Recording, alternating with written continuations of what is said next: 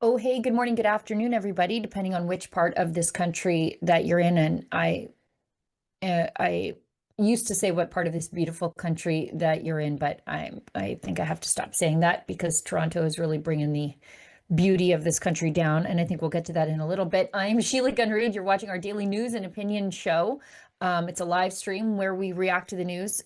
You'll get our hot takes, our cold takes, and uh, a lot of today's show you're just going to get my gut visceral reaction to because I was not able to prepare as much as I would like to because I just got a list of embargoed documents from the Alberta government, and I was just reading through those about an update to our library standards. So stay tuned to Rebel News for that later when the embargo is lifted. I'm your host, Sheila Gunn Reid, and I'm joined by my friend, colleague, Tamara Ugolini, who I know is a lot more prepared for this show than I am. So I'm glad to Well, have her with me tonight, Tamara. it is, after all, a Manic Monday. So Oh, it's a real Monday. we're really starting off strong here. Yes, it's a real Monday, as you can tell by my hair. We want to tell you how to get involved in this show today. So if you're watching us on Rumble, thank you for supporting that really excellent free speech platform. If you want to support the work that we do while you have your say, consider leaving us a Rumble rant. If it's over the $5 US cutoff, we're reading it on air. If it's under that, we'll do our very best to get to it, time permitting. And if you are watching us on YouTube, where we remain, I think, erroneously remonetized, but no one's sort of discovered that yet. So if you're watching us over there, you can leave a super chat. That's our paid chat. But there's another way. If you're watching the recorded version of the show, you can leave a super thanks. That's their paid comment. And we're just so grateful that you choose us because we realize times are tough. Inflation is killing us. Out of control immigration is driving up the cost of everything while driving down your wages. So we really do appreciate that you choose us out of all the things that you could spend your money on. And as you know, we'll never take a penny from Mark Carney to do the work that we do. And how could we allow ourselves to be contaminated by Carney cash?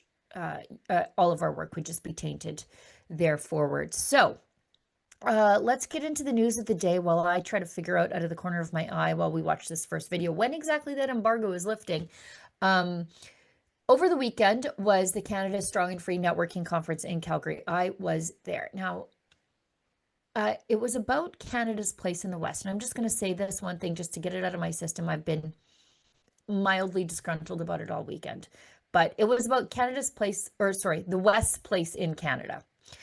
But there are a lot of Easterners there telling us about our place in Canada. I was like, that is the problem with everything right now. But anyway, all that is to say, it was a great conference. Our Premier, Danielle Smith, explained exactly the problems with Confederation and why Albertans are treated unfairly and the things that could easily happen tomorrow to make things a whole heck of a lot better for those people who think that Canada still deserves a chance. I'm not sure there are a lot of those people left in Alberta anymore, but we also heard good tidings from our friend. Oh, there's me.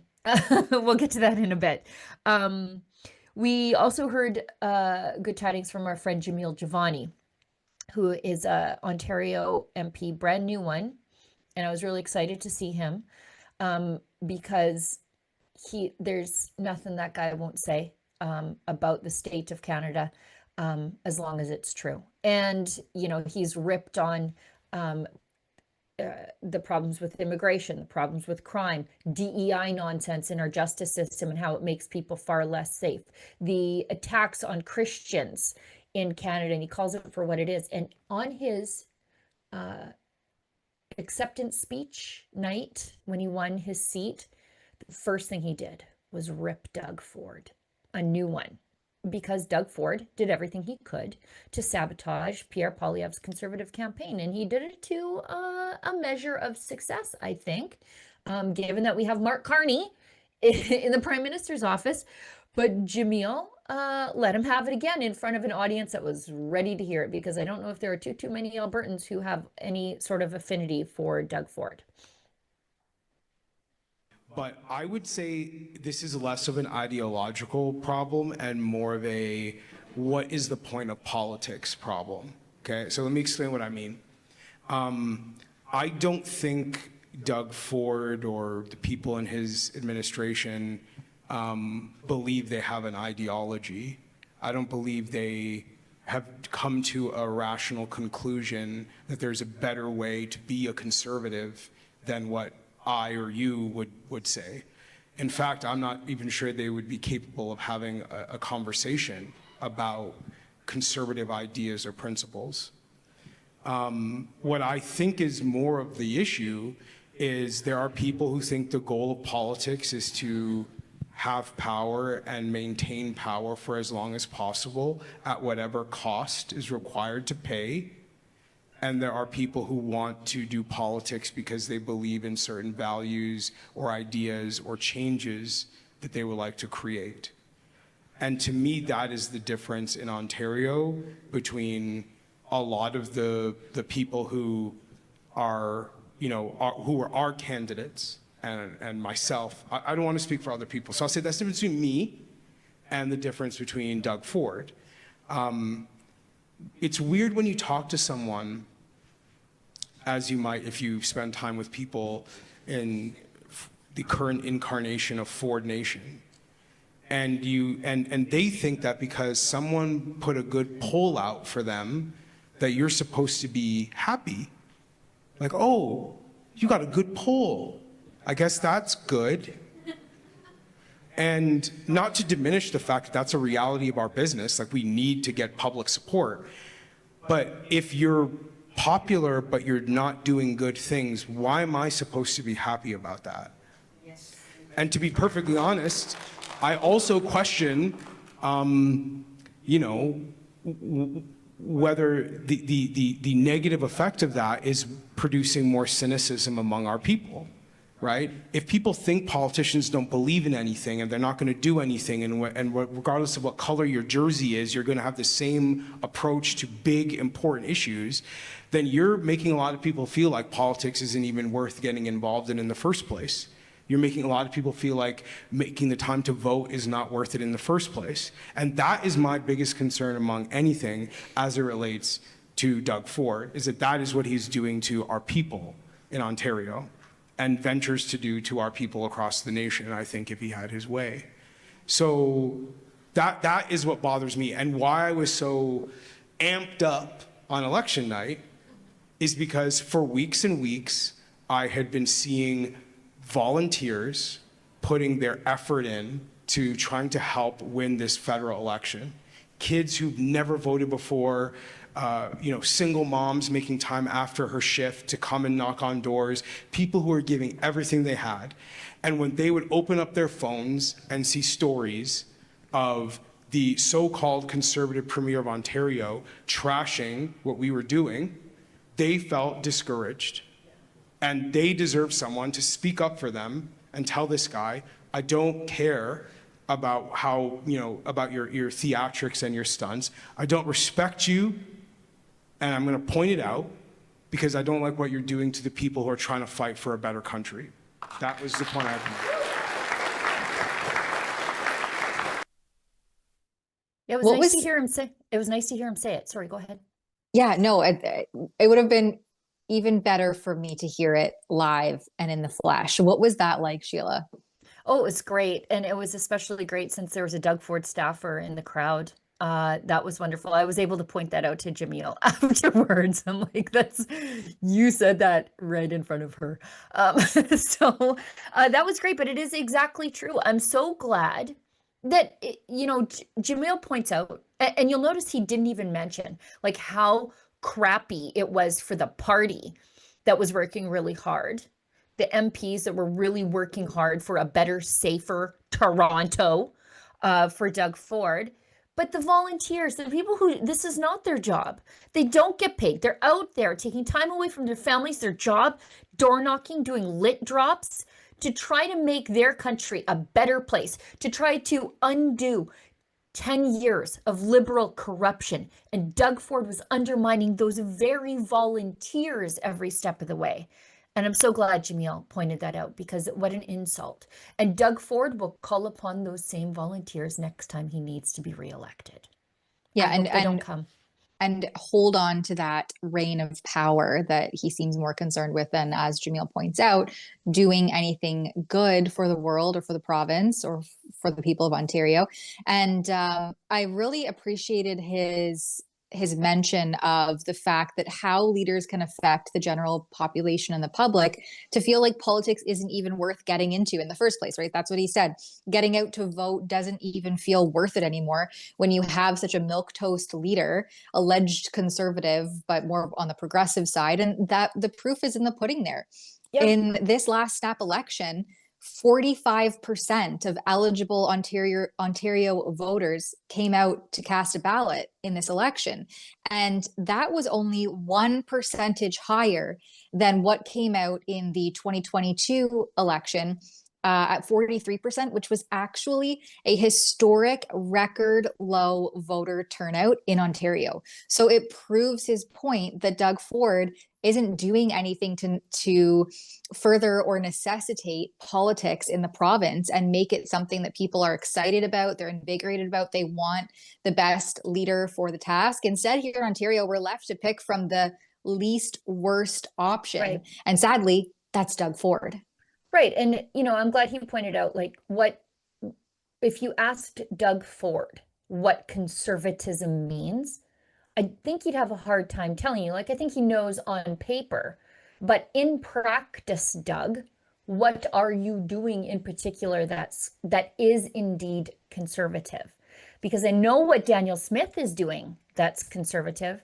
And I know maybe it's not on our list of things, but I was able to put, okay, first of all, one of the things is she takes plenty of questions from independent media. She realizes that there isn't just one way to do media in this country, and that's the failing way. You could be independent too, and she has all the time in the world for us. I had 2 questions to her, and they were questions that I think every Canadian cares about, but also she comes at them from a conservative viewpoint. So, and I was able to contrast, this is what Doug Ford is doing on issues of crime. What are you doing that's different here? And maybe we can do the crime one first and then the temporary foreign worker one second, because Doug Ford said that economic migrants to Ontario, they should be giving work, they should get their work permits faster. And it's like, no, they need to go home. That's what they need to do, because they're taking jobs from young people. Anyways, we'll get to Danielle Smith's response on both of those. Let's do the crime one first. I know it's not on the list, but thank you, Olivia. Says that he wants to add castle doctrine so that homeowners can repel intruders. It looks like Carney's probably going to oppose it. But prosecutions are provincial decisions, just like when provinces stopped prosecuting marijuana possession. Will you have your Attorney General pledge to not prosecute homeowners who defend their homes and loved ones against break-ins? That would certainly be my intention, and we've already done that. When you remember the case of Edward Maurice from a few years ago, there was an initial decision that was pursuing prosecution. I think he chose a jury trial, and the Crown realized there was no reasonable likelihood of conviction, so they dropped it. And I think that in the cases that we're now seeing erupt across the country, I would argue is the same thing. There isn't a jury in the country that will convict somebody if they're defending themselves and their families from an intruder. So I would like to see that a little bit more clear in federal law, but I would say that we've already established that if we can't convict on these kinds of things, that we're not going to pursue them. So it's a little bit hard to hear because we just have the raw video there and not the produced video there. But I asked her, I said, these prosecutions are a provincial issue. Will you direct your prosecutors to not prosecute Albertans who defend themselves? And she basically points out that we've already done that. You're seeing the proof is in the pudding, that since Eddie Maurice, which I think was in 2019, we have not proceeded with any prosecutions. So in 6 years, Albertans have been free to defend themselves inside their homes. And in 2021, that was really put to the test when a man in Red Deer shot an intruder dead in his home, and it wasn't even close to charged. The RCMP said, perfect, thanks. Basically. And in Ontario right now, we see Doug Ford complaining like, oh, this is garbage. And what are we going to do? And as I said to Jamil Giovanni, I hope Doug Ford finds the guy in charge one day. Yeah. Well, Doug Ford, you could start leading the province out of this mess, maybe make Yeah. some legislative changes or crack down on policing. And when York Regional Police is up there on their podium telling people to comply with intruders and criminals, perhaps we need like a fulsome sweep and clean and sweep of these regimes when that is the kind of advice Canadians, but specifically Ontarians, are receiving from the people who are meant to enforce law and order. It's topsy-turvy, upside-down world business. We've got one more clip from that press conference. I asked Premier Smith, well, you can see what I say. I asked her about temporary foreign workers. Again, federal jurisdiction, but we do have some things that we can do here in the province. And she says some things are coming. So again, we're moving on issues that Doug Ford says, you know, this is terrible. Okay, so what are you doing? Nothing. You've spoken out against abuse of the temporary foreign worker program. Federal Conservatives are calling for an end to it. But Mark Carney says we need more imported labor. What concrete steps will you take here in the province to make sure jobs go to young Albertans first? We'll be announcing some policies next week to address the very serious crisis of youth unemployment. Normally, youth unemployment, it's a few percentage points above the general unemployment rate. Right now, it's at 17%. It should be more around 11 or 12%. There's always reasons because kids are students and that sort of thing. There's also a reason why it's slightly higher, but it is massively higher. So we know that there has to be a connection between these things because we're hearing the stories of the kids who put out dozens of resumes and don't get a call back. And we're seeing Michelle Rempel do some great work where she is showing how fast food jobs, which used to be the very first place a kid would get their first job, are preferring to hire temporary foreign workers rather than hire locally. So it's out of balance. We know that agriculture is an area that needs to be exempted, and those are true seasonal workers. And many of those are also high skilled labor and higher paid labor. So it really is the low income worker that is competing with kids for their first job. That's what we've got to get a rein on. So I'm glad to see that the Pierre Poilievre is pushing the envelope. I think we've got to rein that in. So she says she's got something coming this week. So she sees this issue. The Conservatives federally are calling for an end to the program. There are things that she can do provincially to, while we wait on a Pierre Poilievre government, maybe someday, maybe it'll never happen. But in the meantime, there are things that the province can do other than complain. And she says she's got something coming this week. Your move, Doug Ford. Well, Doug Ford, as you mentioned, Sheila, previously said that he was taking steps to fast track and renew permits or fast track permanent residency for temporary foreign workers until the political backlash was so big that I think he had to walk that back within 24 hours. Maybe it was a little bit over, but it was very swift thereafter that he backpedaled heavy on that initial announcement because people were like, are you crazy? What are you doing to this province? I mean, already Ontario receives the vast majority of various newcomers, immigrants to Canada. The GTA, the small little sliver, is taking on the vast majority of temporary foreign workers, foreign students, immigrants, refugees, et cetera, right? Because they're divvied up into these small segments, but it's the larger umbrella of immigration that we don't even get fulsome factual numbers on because they try to break them up and make them look a little bit easier for the populace to digest by breaking them down into these subsects. And then there's, of course, all of the ones who were here and due for deportation or who are here on expired permits or visas, what have you, that the Canadian Border Services Agency is just lost. We just don't know where they are, up to maybe like 500,000 of them. And I would say that's probably a pretty conservative estimate if we don't know. So that's really concerning. But then, of course, Doug Ford keeps, saying, "Oh, I love immigration." Then I think it was about a month or two later, I don't get me wrong, I'm all for immigration, but we need to walk it back at least a little bit until we can build the infrastructure. So Doug Ford, you never really know which way he's going to go. Right. He'll go super progressive until the backlash is big enough, and then he'll kind of come back somewhere, try to seem like he's maybe conservative for about a day or a day and a half, and then you'll be back to square one again with flip-flop Ford. Before we move ahead, again, this is not on the agenda, and I wish I had been more attuned to the agenda because I would have added this in advance. But as I said, I was busy. The Canadian Federation of Independent Business. Did you even know that it still existed? I thought Dan Kelly, the head of the CFIB, oh my gosh, this guy. I thought he murdered it during COVID because he never once advocated for businesses to reopen. He advocated for government handouts. And are you truly an independent business if you are dependent on the government for survival? That answer, of course, is no. That would be like the CBC being in the Independent Press Gallery. You are not independent. Well, Dan Kelly, who, again, I remain surprised that organization still exists. And if you are a member of the independent, like the Canadian Federation of Independent Business, and you're a small business owner, and you are against having your children's jobs snatched from them by temporary foreign workers, perhaps consider withdrawing your support of that organization. Maybe peel the sticker off your doorway, because they give those stickers out for the member businesses. He has come out and he has said, I just saw this retweet from him.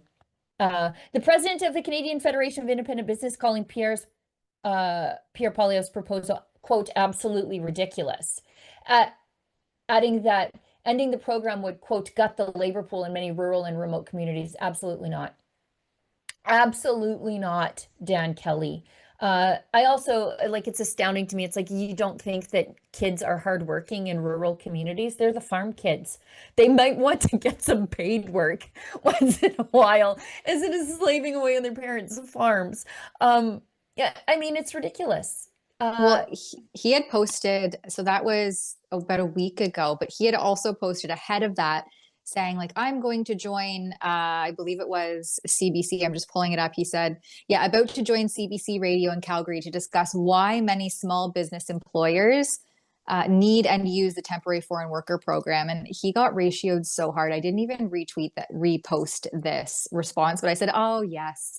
The same guy that didn't speak up for small businesses throughout COVID lockdowns until it was too late. Like, we had lost sweeping numbers, astounding and unprecedented numbers of small businesses. And Dan Kelly was just back there like, when are we going to get the vaccines? Because I can't wait to line my kids up for their free ice cream and their jab. And so he got don't let us do, like, so don't let us do business. Let us get government handouts. That was the thing that he went and asked the government for. That's what he lobbied the government for. Not for these businesses to be allowed to do business, but to get money to be closed. Well, and then to reopen, to get money to install plexiglass barriers and, you know, those high-tech science-based plexiglass barriers that actually hindered ventilation and airflow.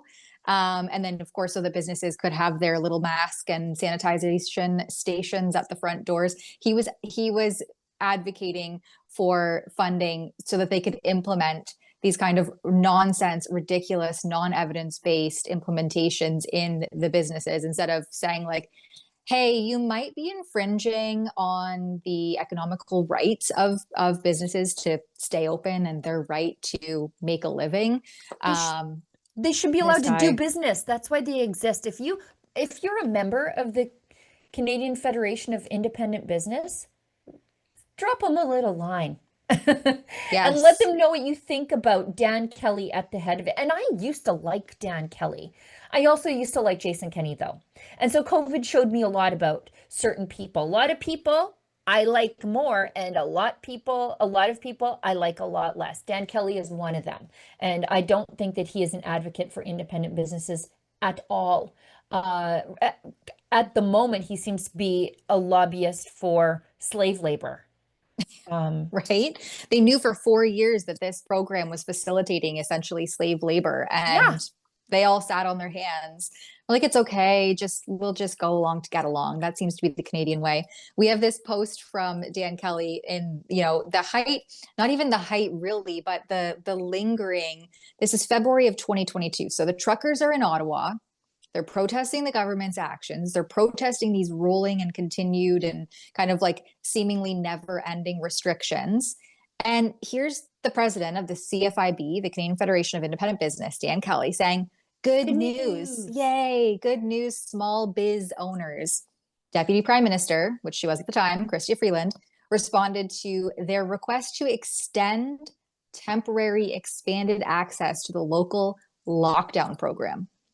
Yeah. This allows any business facing 50% capacity restrictions, like that in and of itself is devastating to a small business, Right. to more easily access wage and rent support until March the 12th. Like instead of saying, hey, let's lift these nonsense, ridiculous capacity restrictions, they were saying like, oh no, we just need more funding so that we can continue to implement it. Please, dear government, just lock us down again. Yeah. And like this totally negates an entire part of economic theory. What do we have now? Out of control immigration because of government spending during COVID on programs just like this. And what's going to happen? Tax hikes on small businesses. And then what? Dan Kelly's going to be like, we got to have these tax hikes on small businesses. Well, Dan, the chickens have come home to roost. You can't ask for money with one hand without the other hand being the hand that needs to repay it. There is only one taxpayer. And now the rest of us are dealing with inflation because Dan didn't just say, let's reopen these businesses. Thank you very much. This is crazy.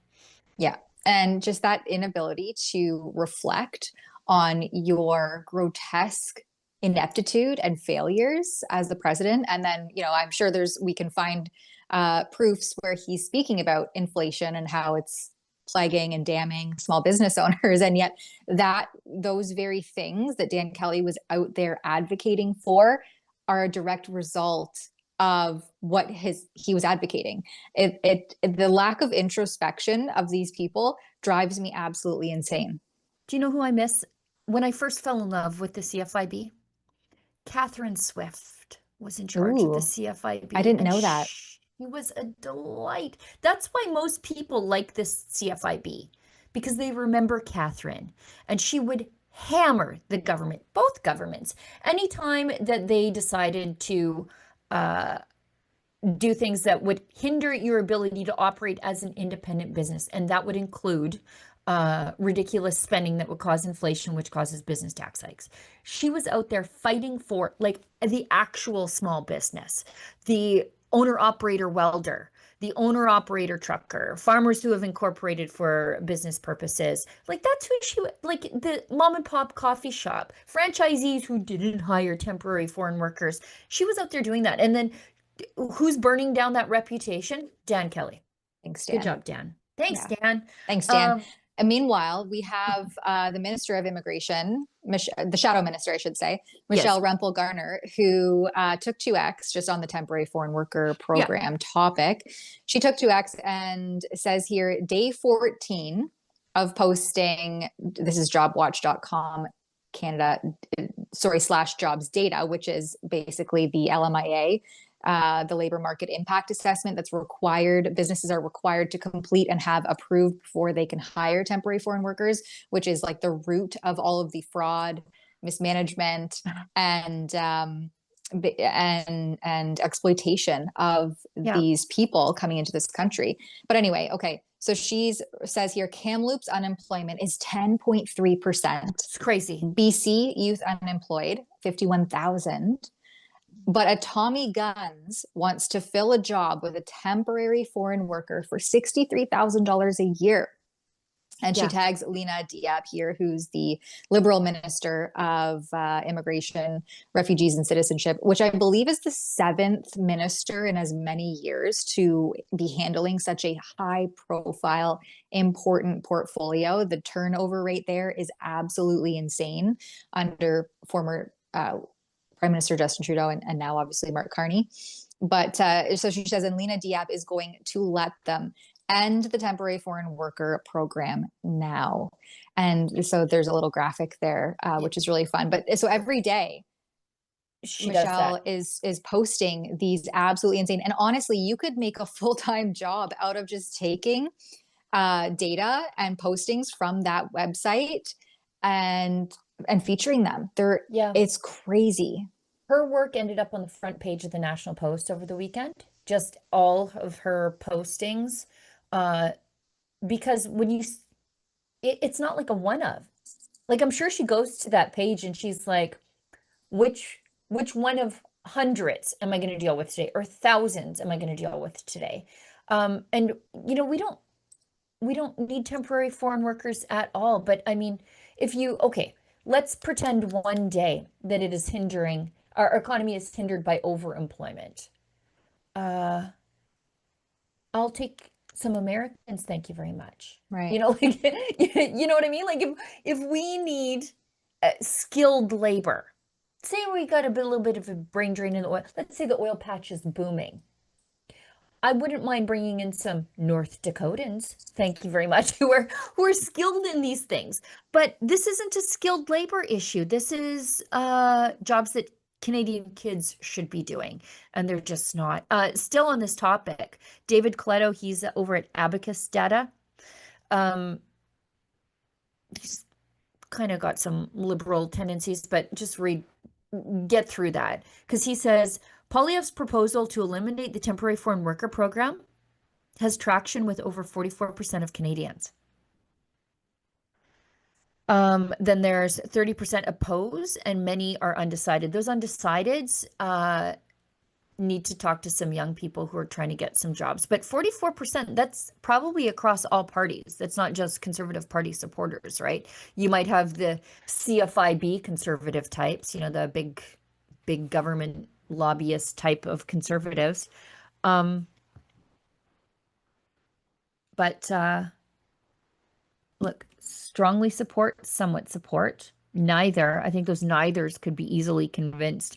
Likewise with the don't knows, considering that this announcement was just last week. Yeah, and there's a large part of this also that isn't being talked about, I think, enough, which is, and I mentioned it a little bit in a report that I did about a week and a half ago, exposing the temporary foreign worker program as the liberal scandal of exploitation and fraud that it is. And they've known this, by the way, since at least 2021. And I'm just trying to look at it here. So you can hire a temporary foreign worker without an LMIA. They're called IMPs. And it's like this international mobility program. And so I'm gonna be looking a little bit further into this, but it's another stream how you can get essentially temporary foreign workers into this country without that labor market impact assessment. And I revealed in that previous report that the IMP numbers, the International Mobility Program numbers, are conveniently missing from a lot of the data and the memos and the reports that are coming out from the government, because so many people are focused specifically on the temporary foreign worker program. And so there's a lot of different things happening all at once. And I think that the temporary foreign worker program, don't get me wrong, deserves a ton of scrutiny and needs to be addressed. And as Michelle Rumble-Garner says, perhaps canceled completely, or at least reined back in with some proper checks and balances put in place, like what we used to have historically, you know, pre-Trudeau kind of reign of terror, 2015 and onward. But this international mobility program, I think, deserves equal scrutiny to see what exactly is happening here and what the real and true numbers are.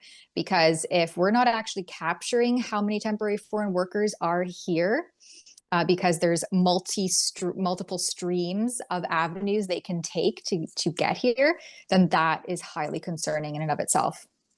Yeah, and what can you do as a Canadian to sort of not be a part of this horrible system of slavery, exploitation, and then driving down the wages for Canadian workers? Do your best to check to see if you're patronizing a business that uses temporary foreign workers. Mm-hmm. As Dave Shrigley points out, Boston Pizza is a recidivist offender. Now, those are franchisees. But line cook in high-level Alberta, give me a break. Give me an absolute break that you can't get a line cook in high level. Restaurant manager, in Richmond, food service supervisor in Corner Brook, Newfoundland. Cranbrook, BC needs a kitchen supervisor. Saskatoon needs a restaurant manager, operations manager in Collingwood, food service supervisor in Meadow Lake, cook in Canmore. Give me a break. You can't find a cook in Canmore. Give me a break. Give me a break. You can't find a restaurant manager for $36 an hour. Yeah. In Kincardine, Ontario. Banff needs a cook. Athabasca, Alberta, $21 an hour. This is ridiculous. And I also have real concerns that we are going to have a generation of people with no job skills.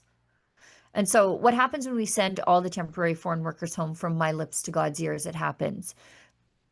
But we will have a generation of people who never had their first job.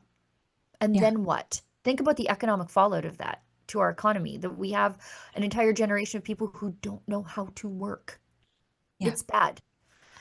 Exactly. These aren't glamorous jobs. These are the youth's way to have a sounding board into the job market, to get experience, to work the crappy jobs that, give you insight and people skills and resilience to enter into a workforce where it's not always going to be glamorous and corporate and fun and enjoyable. But you have to start somewhere. I think I've said it multiple times on the stream before. My first job I was a cashier at Dollarama. I worked at a bingo hall. I was pushing the coffee cart at a bingo hall before the non-smoking bans came to the bingo. I smelled like an ashtray at 14 coming home every night. But I knew, first of all, I didn't grow up with very much money, so I didn't like asking my mom for stuff. So I thought I can do this myself. I think I have that work ethic still now, or at least I think I do, and I'm trying to pass it along to my kids. But even just the idea that you need to show up at a certain time, look in a certain way, and ready to go when the clock strikes 9 or 5 or whatever, that's a skill. And kids don't know it. I'm worried. Yeah, and working cashier at the dollar store, you're coming into contact with some questionable people, and gives you the life skills and the people skills to be able to navigate those situations as you develop and become more familiar with the work environment. So again, these aren't glamorous jobs, but they're jobs that used to give youth experience and some much needed grit, and that's being forfeited from under their feet by this undercutting of a slave labor class who are being exploited by the government's own programs for profit, by the people higher up doing all the handling. And of course, Mark Carney has said that, no, I speak to small businesses all across the country, and we need more temporary foreign workers. And so those, he's obviously having a lot of conversations with his Brookfield bros, and they benefit and profit off of cheap foreign labor. So of course, they're going to want to see that continue. Yeah, let's hit an ad break because we're well past, and we'll come back and we'll talk about the summer of George. But just thinking about my time with in the bingo hall, I think that's where my love of smokers as a non-smoker came from. I think that's when it was formative for me. Those nice old ladies down at the bingo hall, just sucking back heaters and stamping away. They were so nice.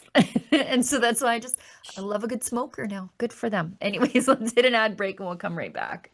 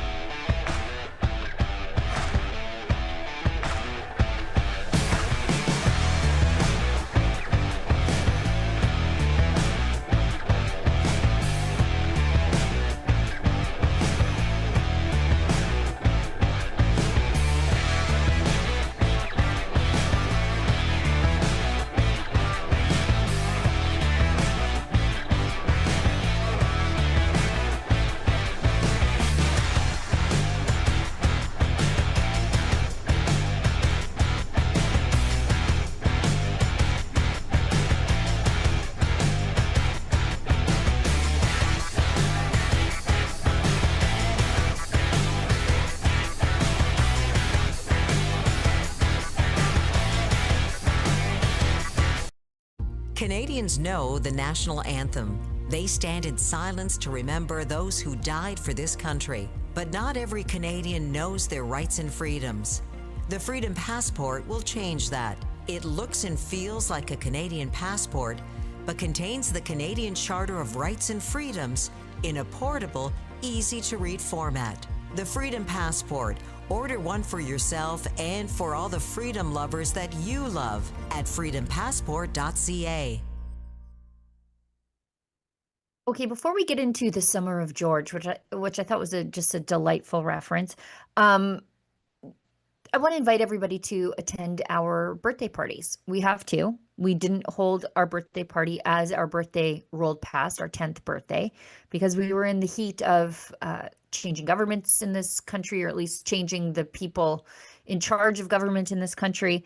And then we just got busy. But now we want to invite you to our birthday party. We're holding one in Calgary, September 18th, and then Toronto, October 16th. You can get your tickets at happybirthdayrebel.com.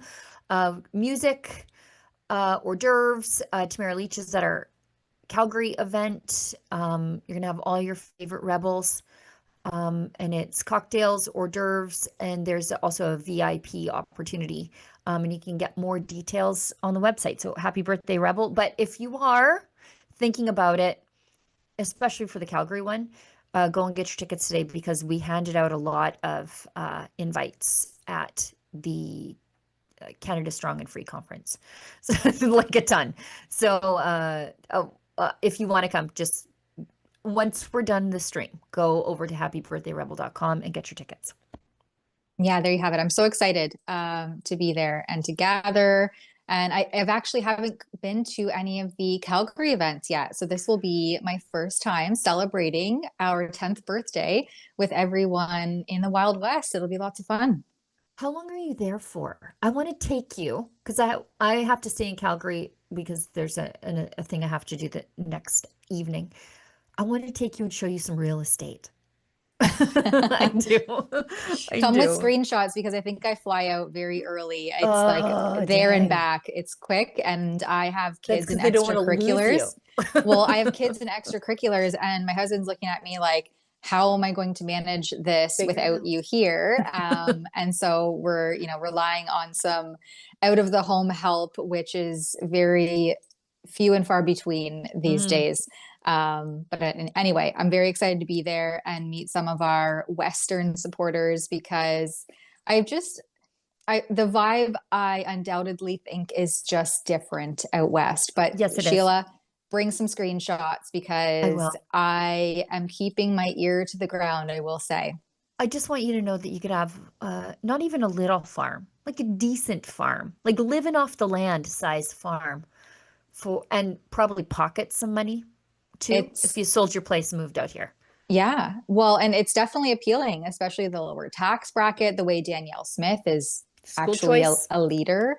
School choice, the lack of ticks. This is a big deciding factor for me right now. I absolutely hate ticks and Lyme disease. So all of these things are, maybe we should have another show that's just convinced Tamara to move out West. Just where I just showcase real estate. I used to have an ongoing thread with Kathy Shadle, rest her soul. She would send me what $1,600 a month got you in Toronto, and I would send her like the mini mansion that you can get out here for $1,600 a month. It was a very depressing thread, but it was kind of fun to see how far your dollars go in different cities. Anyways, I'll be quiet. This is not the real estate part of the newspaper. Pierre Poilievre on Mark Carney's Summer of George, which was just a delight. But this really has been, as I said yesterday, the Seinfeld summer for Mark Carney, a big show about nothing. I think specifically about George Costanza. You remember George Costanza? He was a legend.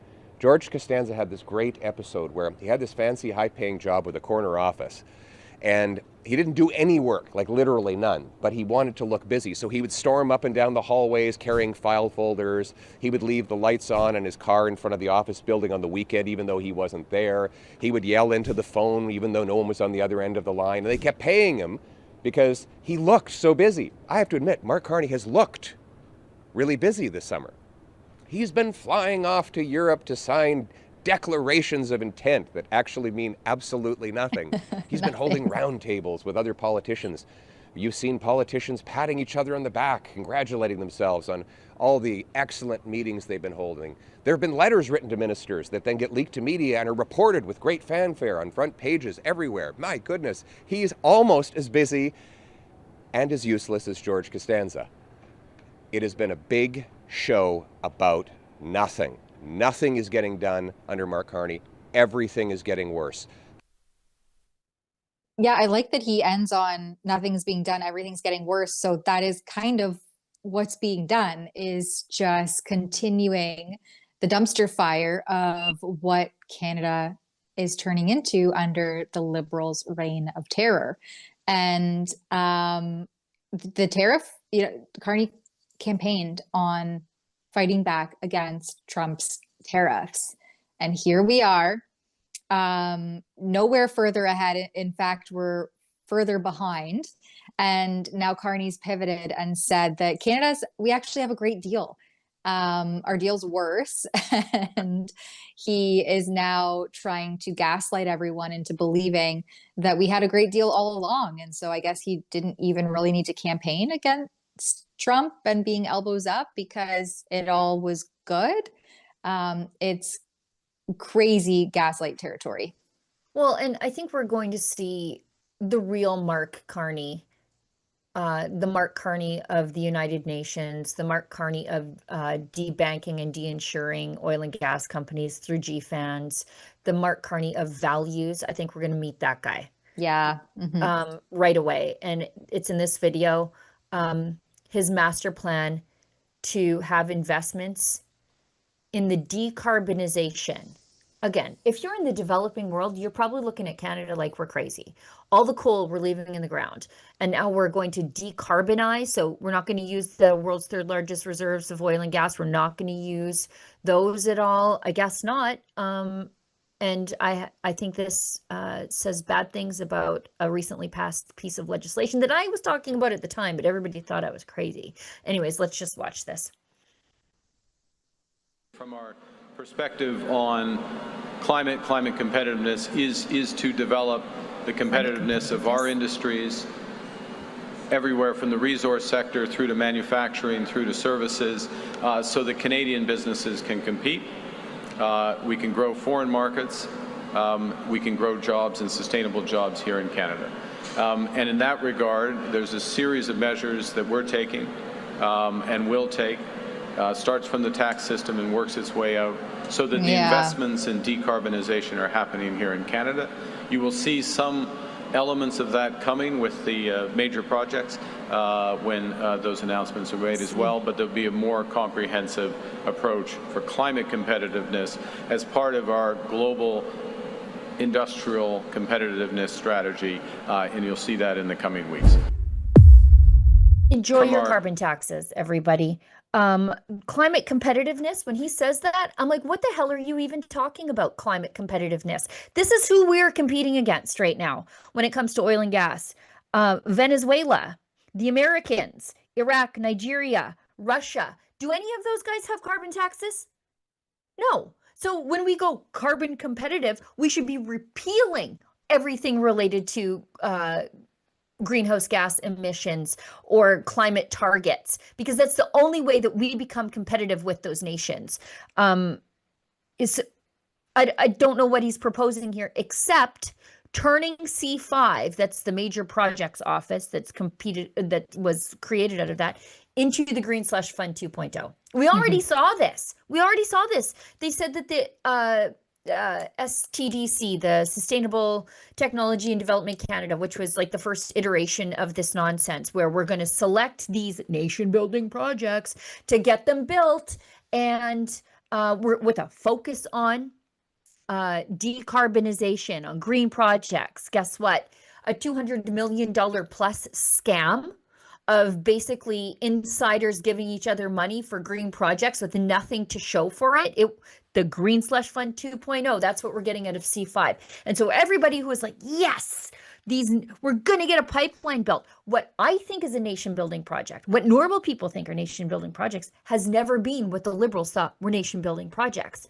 Every green dumb idea that Justin Trudeau ever had came from Mark Carney, Mr. Values. And now we're going to see it. And they might be a little bit more slippery about it, but everybody who pushed for C5 to get pushed through, this is what you got. This is what happened.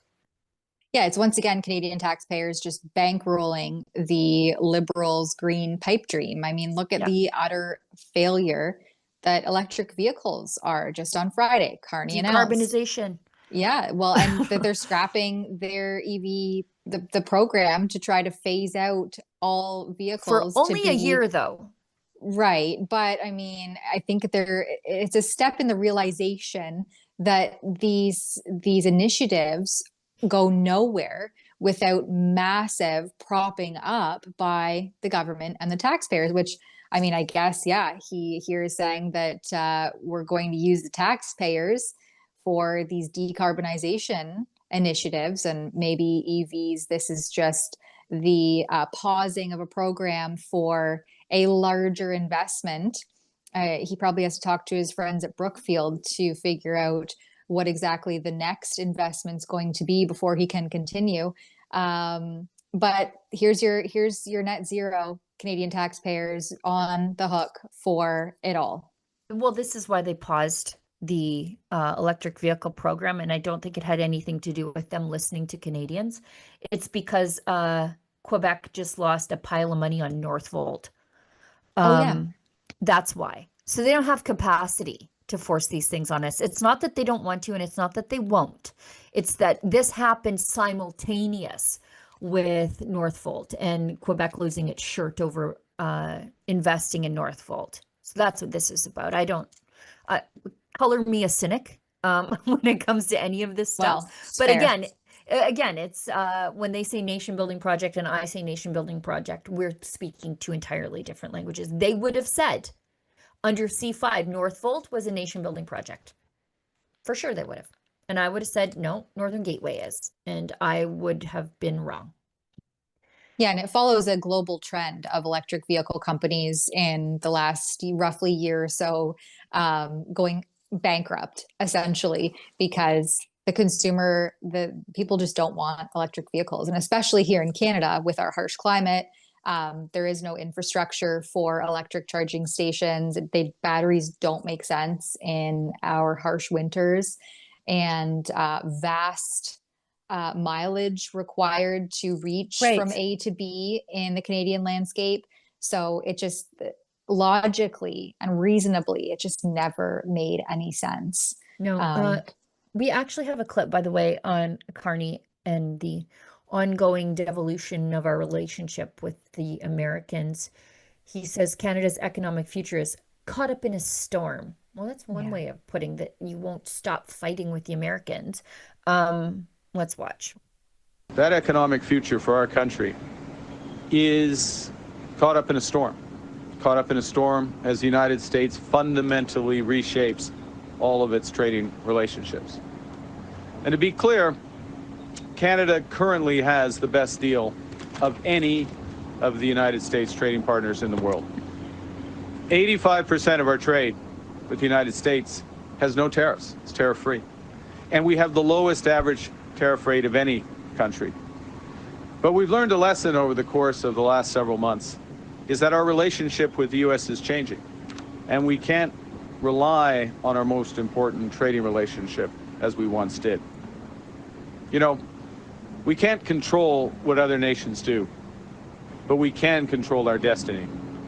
So we're focusing on what we can control and building our economic strength right here at home. I love it already.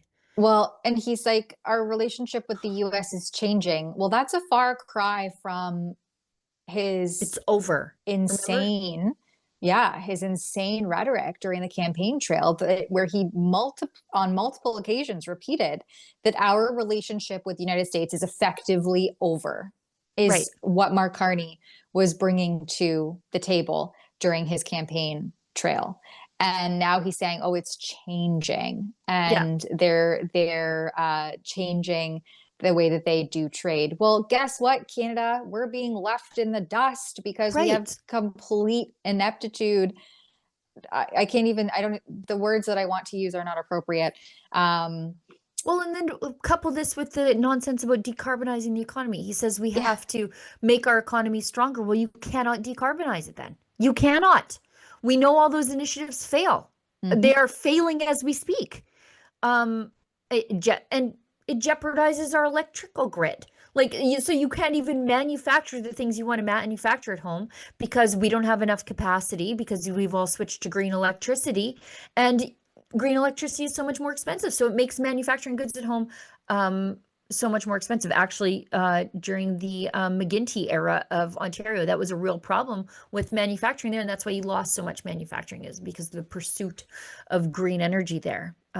And so he's hell-bent on doing it to everybody now instead of just having it happen in Ontario. And welcome to rolling brownouts, everyone, when we rely on one inappropriate form of energy in, again, Canada's harsh climate without the infrastructure in place.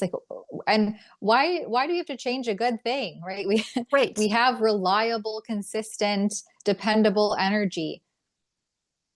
Let's stick with it. Let us burn coal. Alberta digs coal, We'll worry about other forms of generating electricity when the coal's gone. Let's start thinking about 100 years out from when the coal's gone, which means 700 years from now. We've got a lot of time to sort this one out if they just let us. Well, and again, Canada is already a vast landscape with endless forest. Rainforests. We are a carbon neutral country. This is craziness to talk about this net zero agenda, the green pipe dream, decarbonization. And meanwhile, China, who we emit a drop of carbon, it's a drop in the bucket of the amount of carbon that is emitted, and unfettered, unabated, and only continuing to grow out of China. And their economy continues to grow. They continue to boom. And here we are in Canada stuck on this net zero nonsense when our country in and of itself and its vast forested rainforest greenland is carbon neutral. It's unscientific. Tamara, you don't care about carbon competitiveness? I mean, come on, Tamara. Let's hit on a couple of things because we're already at the top of the hour. Let's talk about the security cameras in Hamilton. On Irina Zerechka. I'm sorry if I'm saying that wrong. I should be better at Ukrainian names given where I'm from. Okay. Irina Zerechka. There we go. I did it. We'll talk about her because the mainstream media is not. And then I just want to slightly touch on what happened at Thunderchild First Nation because I want some people's opinions on this. So I'll check the comments later afterwards. But in Hamilton, city of Hamilton, the mayor there is an NDP lunatic, isn't it? Andrea Horwath. Former NDP leader of the NDP, the leader of the Ontario NDP party. Sorry, excuse me. Hamilton is forcing a homeowner in the middle of a crime wave to remove his security cameras, which are on his house and property. We wouldn't want to catch the bad guys on their way into your house because apparently the police are not going to. And anyway, let's watch this clip. This is wild. A Hamilton man has been ordered by the city to take down the security cameras on the outside of his home, even though he says a lot of the videos have been used to help with police investigations. Sean Cowan has more. There, I have one on the other side. I have one there. I have one there, one there, one there. Dan Miles says he has 10 security cameras outside his home on McNabb Street North, downtown Hamilton. and he says he needs them. Because we had a lot of attempted break-and-enters into our home and other homes around us. Miles has posted videos of break-ins online. He also says police have asked him for his videos over the years to help with investigations. We reached out to Hamilton Police and they say they can't confirm the use of Dan Miles' videos, but told CHCH News they often work with homeowners, businesses, and drivers to get footage. CHCH has used videos from Miles, like this one seen here, showing the moments before a fatal crash 2 years ago at Barton and McNabb. These cameras are imperative to our neighborhood watch. They're imperative to the safety of our community. But last week, Miles received an order to comply with the city's fortification bylaw, asking him to remove his cameras. The bylaw says homeowners are not permitted to view or listen beyond the perimeters of their own property. A notice from bylaw, I thought, how could this be? Everybody has Ring doorbell cameras pointed at the street and city property, and my neighbors have cameras pointed at my house, and we all... The City of Hamilton has confirmed the order to remove the cameras to CHCH News, but said they cannot provide further comment because this is an active investigation. One neighbor tells us they're okay with the cameras. Honest with you, it's absolute disappointment. I just kind of feel like here we have someone in our community who's going above and beyond to try and protect us. We've just been hit so many times again and again. However, Anne Kavukian, the former Privacy Commissioner of Ontario, says people have the right to privacy on public property. Privacy is extremely important. Don't. It forms the foundation of our freedom. So to go about filming everyone on the street without their knowledge and certainly not their consent, I find very, very unacceptable. Now, in your own personal area, your personal property, that's different. And that's why you can do it right at the door of your house, for example. But always advise people what you're doing. Have a sign. Dan says he has appealed the order from the city, but so far... That lady's crazy. Yeah. You have no reasonable expectation of privacy when you are out in public. Full stop. Zero. Yeah. I mean, the news has used his videos. Okay, as I'm watching this, I'm like, what kind of crime-ridden neighborhood is he in? Where the police are using his videos? The news that they're on talking about this new thing has used his videos in the past? Yeah, good for that guy for having 10 security cameras up. Like, he put some serious investment into this, and they're making him pull it down. Why? Because he's showing everybody the criminality of the neighborhood. That's the real problem. He's the criminal, not the real criminals. Heaven forbid we see the license plate of the people who pull up to rob your house because he recorded a little off his driveway. People can put up trail cams on public land all the time. All the time. It's the basis of proper hunting research, by the way. So the privacy commissioner is completely wrong. As you point out, there's no expectation of privacy on a street at all. And if that's the case, then you need to take down the red light cameras. Do you guys have those in Ontario? Red light cameras, speed cameras, those got to come down then, don't they? Well, and also so do then all of the cameras plaguing Hamilton Town Hall or City Hall. Or the grocery store. Cameras everywhere outside of that City Hall. And what's the privacy commissioner make of that then? Well, the grocery store. The grocery store is the de facto public place, as in the public can go in there, which means you have no expectation of privacy in the public areas of Walmart. Like, I'm not talking about the bathrooms. I'm not talking about the change rooms, whatever. But when you're like out and about in the store, it's a place where the public is. You have no reasonable expectation of privacy. But under this like crazy lady, who used to be the privacy commissioner, I guess anybody can do that job now without knowing the rules. She says that is illegal.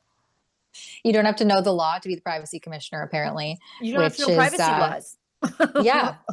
And we have, what is the technical, one-sided consent? What is I can't think of the one party. Yes, one party consent for recording. And so as long as the person recording is obviously giving consent to conduct the recording, then you don't need consent from anyone else. That's how it works in Canada. And so apparently the privacy commissioner doesn't know that and doesn't know that when you're out in public, it's fair game.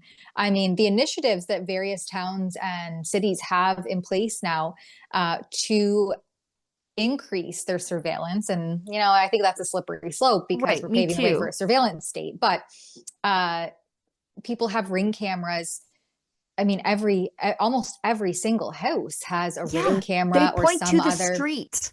Like and it you catch the whole captures. street. Yeah, it's fisheye. So you're capturing a good portion of yourself across the street and your neighbors' houses out front of all of those houses. So this privacy commissioner is clearly out to lunch. I don't know where, once again, what was that, CBC? Finding their experts. Yep. Let's go into this video on Donald Trump on the slaying of Ukrainian refugees. So a woman who fled a war zone, Irina Zaruchka. And the mainstream media in the United States and Canada too, they're largely ignoring this. If you played a little game of replace the race, there'd be outrage and marches in the street. I've made clear Attorney General Pam Bondi is working really hard that we must get answers about the causes of these repeated attacks, and we're working very, very hard on that. The Trump administration will have no tolerance for terrorism or political violence, and that includes hate crimes against Christians, Jews, or anybody else. We're not going to allow it. And there was also a horrible killing recently in Charlotte, where I talked about, and so many others, and we're going to get to the end of it. And, you know, when you have horrible killings, you have to take horrible actions. And the actions that we take are nothing. This cashless bail started a wave in our country where a killer kills somebody and is out on the street by the afternoon. In many cases, going out and killing again. Cashless bail. And I've made clear Attorney General Pam Bondi is working really hard that we must get answers about the causes of these repeated attacks, and we're working very, very hard on that. The Trump administration will have no tolerance for terrorism or political violence, and that. Yeah, so that's just it goes on. But yeah, I mean, she was killed just minding her own business. You can see the still images; they're all over X of just the seconds before she was killed, and she's just so small and so tiny, and you can just see this demon behind her. Yeah, and literally minding her own business. Yeah. As is everyone else on the train. You can, I watched some videos, the leading up to, like here she is sitting down, and they don't show the actual attack, thank goodness. But there's a lot of video showing the right after and him like walking the aisle. And a lot of people just didn't even realize that this had just happened. The people, I think, in that little back corridor came to her trying to help her and rescue her. Sadly, she's obviously succumbed to these injuries, and it's horrible. I mean, it just paints the picture that increasingly we can't just be zoned out and distracted on our phones. You have to be aware, even if if mundane travel. I mean, sadly, that's the sad state of affairs that we currently live in, where you have to keep your head on a swivel. You have to be aware of your surroundings. And coming from a high trust country that was, just 10, 15 years ago, you didn't have these same concerns. It's alarming, definitely. Yeah. One more thing in terrible news. There was a terror attack in East Jerusalem. They've gone back to their old ways of doing terror, and that is showing up at the bus stop and killing a bunch of Jews who were waiting there. And that used to be the way that these Hamas and Palestinian terrorists did things for a while. If they saw young Israeli soldiers waiting at the bus stop, they would come and kill them or abduct them. And it looks like they've gone back to that. So Mark Carney, who is going to recognize a Palestinian state, is condemning the terrorism against the Israelis. He says we're going to keep the Israelis in our thoughts. I'm sure that's cold comfort coming from a government that is going to recognize the terrorists and reward the terrorists for what they did on October 7th and what they continue to do now. I mean, they know terrorism pays. It pays in the form of statehood. And this is just garbage. It's Yes, of course, we want the Canadian government to renounce and condemn terrorism. That's why we're so outraged that they continue to reward it here and abroad. Yeah, it's kind of Mark Carney having his cake and eating it too. Yeah. Yeah. Oh, one thing I want to ask people about. There's a church fire on Thunderchild First Nation. I think back on September 1st. I wrote it up this morning, but we have this from, I think it's from CJME. It's northwest of North Battleford, so not all that far from me. The Turtleford. I'm familiar with Turtleford. Did you know that they have a cryptid called the Turtleford turtle, and it's a sea monster that's in the lake there? Anyways, they received a report of a structure fire at the Thunderchild Word Church at 8 a.m. on September 1st. Fire crews and officers responded, no injuries reported. And the pastor there, Elvina Thunderchild, who co-pastors with her husband Fred, says it feels like somebody died. And she recalls how members of her congregation stood outside the church as the building went up in flames. They know it's arson. Could have taken stuff, but why burn it down? I don't know their motives, but obviously they don't care. They hate the church. They hate everything that God represents to them in their lives. And so this church, we think it's about $250,000. It's a landmark historic church in the First Nation. And it was sort of given new life. This is one of those COVID churches that closed down during COVID. It was a Catholic church, and then the congregation never returned. You see this in your Catholic churches everywhere now, thanks to the failing of our leaders. But they took the church and they breathed life into it again. And it's burned down. And Rosemary Falk, so a Conservative MP, she's very angry. She says this is a hate crime. Kelly Block, whom I love from the Green Slush Fund hearings, she says the fire's evidence of rising intolerance and potentially outright hatred. Anyway, this is even worse. The blaze comes less than a year after another church was set ablaze in a fire in the village of Loon Lake, which was arson, and they arrested a man from the Makwa Saghican First Nation. And anyway, let me know. I feel compelled to do more than just report on this story.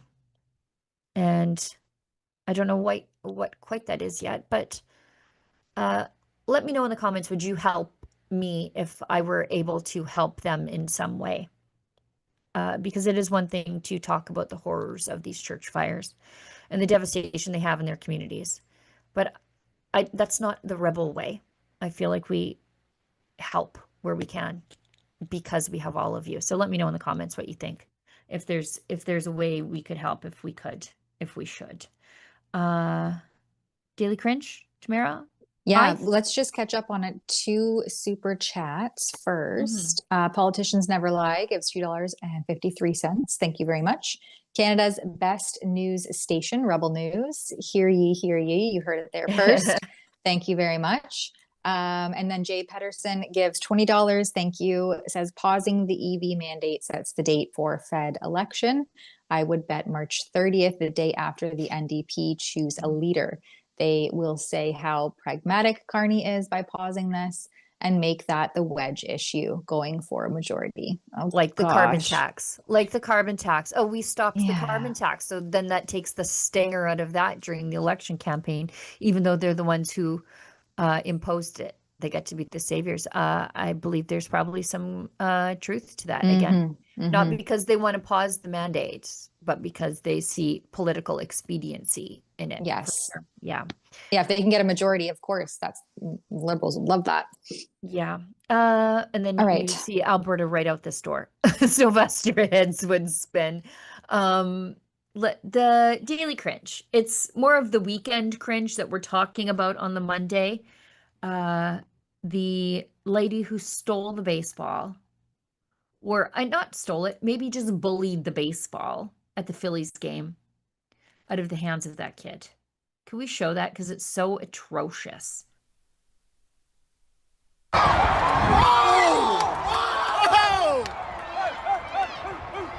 get another angle?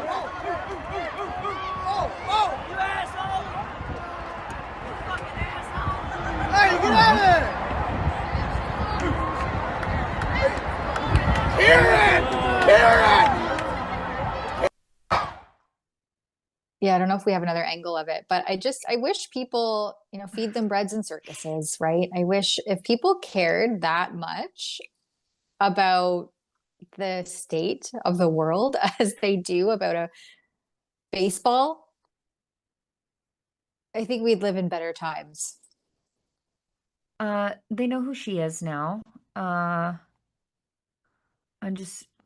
forget, I just didn't have it dug up yet. But she does work in education. I think she's an administrator in education. And so you just know that this is how she treats the children around her. This is another angle. Look at her. Puts her hand on him. I would shove her down the stairs. Ugh. Well, then I think I found a better There's those two girls in front who are just ripping on that lady. From what I understand, they were just like, "What's wrong with you, lady?" And the world is rightly outraged at her because you're a fully grown adult woman, lady. That's a little boy. And kudos to both teams, the Phillies, and I forget who they're playing against because they really don't care all that much about baseball. They both treated that little boy very well after the fact. That was a home run ball. He actually got the home run bat signed.